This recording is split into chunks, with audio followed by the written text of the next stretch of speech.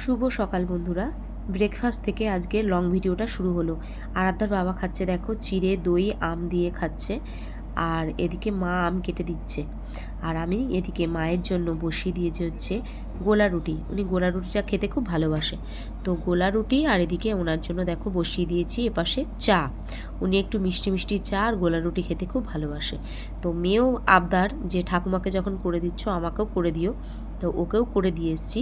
আর সকালে কিন্তু আজকে ভাত রান্না করিনি, যেহেতু আমাদের দুপুরে আজকে মেয়ের বান্ধবীর বাড়িতে নেমন্তন্ন। তো দেখো এই দেখো সাজুগুজু হয়ে গেছে, মেয়েও ওদিকে রেডি হয়ে গেছে। আমরা বেরোবো আজকে দুপুরবেলা আরাধ্যার বান্ধবীর বাড়িতে নেমন্তন্ন, ওর দাদুর বাৎসরিক। তো এই যে ওর বাবা গাড়ি বার করছে আর আমরা এই যে বেরিয়ে যাচ্ছি, বেশ একটু বেলাই হয়ে গেছে। তো আর এদিকে দেখো সবাই মোটামুটি সব বন্ধুবান্ধবরাই চলে এসছে। কৃত্তিকা আরাধ্যার বান্ধবী কৃত্তিকার বাড়িতেই নেমন্তন্ন ছিল। তো কৃত্তিকার সাথে আরও যারা টিউশনি পড়তো, আমার মেয়ে বাদে আরও যারা পড়তো সবাই চলে এসছে। এবার ওরা সব বন্ধুরা মিলে একসাথে গল্প করছিল। তারপরে এবার যেহেতু বেলা হয়ে গেছে, আর একটা বান্ধবী ওরাও ওর মা বাবা সবাই বসেছিল, সবাই একসাথে আমরা খাবো বলে তো খাওয়া দাওয়া করে নিলাম।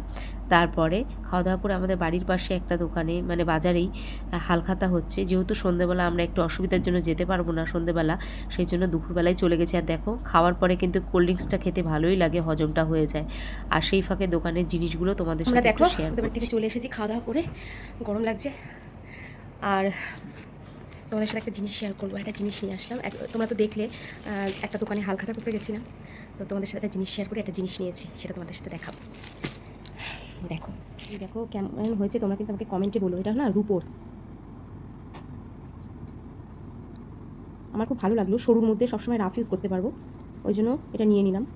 দামও মোটামুটি কম, বেশি দাম ছিল না, ওই জন্য নিয়ে নিলাম। দামটা তোমাদের সাথে আমি শেয়ার করলাম না, কিন্তু এত ভালো লাগলো নিয়ে নিলাম। দেখো কেমন হয়েছে অবশ্যই কমেন্ট করে বলো।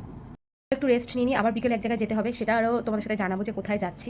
এই দেখো বালিশ নিয়ে চলে এসেছে একজন শুতে, গরম লাগছে একটু। ও তোমার চুলে কিন্তু ক্লিপটা রয়েছে, খুলে ফেলো একটু পরে, এখন একটু ধ্যান করবো। তো চলো একটু রেস্ট নিয়ে নিই, তারপর আবার তোমাদের সাথে পরে কথা হচ্ছে। এরপরে দেখো সন্ধেবেলা আমার সাজুগুজু করে নিয়েছি, আর আমাকে কেমন লাগছে অবশ্যই বলো। দেখো সুন্দর করে সেজে নিয়েছি, আর এদিকে ওর বাবা জুঁই ফুল এনে দিয়েছে, সে জুঁই ফুলও চুলে লাগিয়ে ফেলেছি। আর এই যে ওর বাবা এদিকে দেখো জুতো পরছে, আর মেয়েও এদিকে রেডি হয়ে গেছে। আমরা যাব আজকে বনগাঁয়, বিয়েবাড়ির নেমন্তন্ন আছে, ওখানেই যাব। তো চলো বেরিয়ে পড়ি, বিয়েবাড়ি যাব। তো এদিকে দেখো মেয়েকে ওর বাবা জুতো পরিয়ে দিচ্ছে। ওনার এই জুতোর ফিতে বাঁধতে পারেন না, ওই জন্য ওর বাবা ফিতেটা বেঁধে দিচ্ছে। তো চলো এবার আমরা বেরিয়ে পড়ছি, যেহেতু সন্ধে হয়ে যাচ্ছে আর ওয়েদারটাও ভালো না, মেঘলা মেঘলা ওয়েদার, আর হাওয়াও দিচ্ছে হালকা, মনে হচ্ছে বৃষ্টি আসতে পারে। তো বেরিয়ে যাচ্ছি ঝটপট করে, আমরা অটো করে যাব। দেখি আমাদের বাস স্ট্যান্ড থেকেই বনগাঁর অটো পাওয়া যায়। তো দেখো এদিকে অটো পেয়ে গেছি, অটোয় বসেও পড়েছি আমরা। তো ফাঁকা অটোই ছিল, বেশি লোকজন ছিল না, আমরা তিনজন ছিলাম, আরও সামনে আরেকজন উঠলো। তো দেখো আমরা চলে এসেছি, আর দেখেছো কিরম ভিজে গেছি প্রায় অর্ধেক রাস্তার থেকে। এত বৃষ্টি এত বৃষ্টি, পুরো দেখো শাড়ি আমার কাঁধের দিকে, ব্লাউজটা পুরো দেখো পুরো ভিজে গেছে, এত ভিজে গেছে। আর ওদিকে ওর বাবা মাথা মুছছে, মেয়েরও মাথা মুছিয়ে দিচ্ছে, চারিদিকে জল দেখো। মেন কথা আমরা বিয়েবাড়ি যে রাস্তা দিয়ে যাব সেই রাস্তাটা খুঁজে পাইনি, যেহেতু একদম পুরো আটকানো ছিল।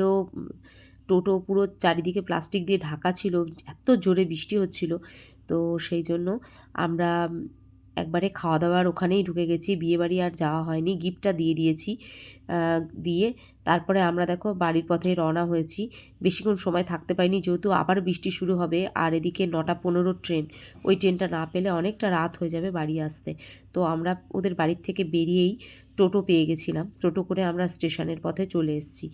আর গিফটটা যে রিসেপশনে গেছিলাম তাদের হাতেই দিয়ে আমরা খাওয়া দাওয়া করেই বেরিয়ে পড়েছি, আর বউ দেখা হয়নি।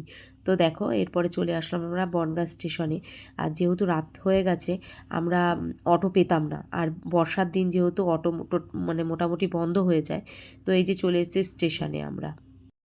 স্টেশনে এসে দেখো দাঁড়িয়ে আছি আমরা, আর মনে হচ্ছে এই বর্ষার একদম সেরা বিয়েবাড়ি গেলাম, এত সুন্দর করে সেজে গেলাম, দেখো পুরো ভিজেও গেলাম কিন্তু বউ দেখতে পেলাম না। এমন আমাদের কপাল, আমরা খাওয়া দাওয়া করে গিফটটা দিয়ে চলে আসলাম, যে বউটাকে দেখব সেই আশাটাই রয়ে গেল। কিন্তু কি করব বলো, দেখো পুরো শাড়িটাও ভেজা, বেশিক্ষণ থাকতেও পারছি না, তার মধ্যে মেয়েও ভিজে গেছে, মেয়েটাও প্রচণ্ড ঠান্ডা লেগে যাবে, ওই চিন্তা করে আমরা আর বেশিক্ষণ থাকতে পারলাম না। ও ও আর ওর বাবা দুজনেই বুট পরে গেছে, বুট একদম পুরো ভিজে গেছে, দুজনাই ভেজা বুট পরে রয়েছে। সেই ঠান্ডা লাগার ভয়ে আমরা আর বেশিক্ষণ সময় নষ্ট করলাম না। তারপরে সমানে গুড়ি গুড়ি বৃষ্টি, এই দেখো মেয়ে দৌড়চ্ছে, আমি বলছি তুই আগে ট্রেনের মধ্যে উঠে বস, আর গুড়ি গুড়ি বৃষ্টিও পড়ছিল। তারপরে দেখো আমরা ট্রেন, একদম ফাঁকা ট্রেন, 9:15 ছাড়বে, ফাঁকা ট্রেনে উঠে গেলাম। 9:15 না, 9:40 ট্রেন। ফাঁকা ট্রেনে উঠে গেলাম, এই যে ওর বাবা এসে দাঁড়িয়ে রয়েছে, দেখো স্টাইল দিচ্ছি, স্টাইল, যেহেতু ভিডিও করছি। তারপরে এবার দেখো আমরা চাঁদপাড়ায় নেমে গেছি। চাঁদপাড়ায় নেমে যাওয়ার পরে চাঁদপাড়াতেও দেখছি হালকা গুড়ি গুড়ি বৃষ্টি পড়ছে। এবার যাব আমরা কিসে, ভাবছি যদি টোটো পেয়ে যাই তাহলে তো আর কোনো সমস্যাই নেই। আর ভিডিওটা কেমন লাগলো অবশ্যই জানিও। টাটা বন্ধুরা, সবাই ভালো থেকো।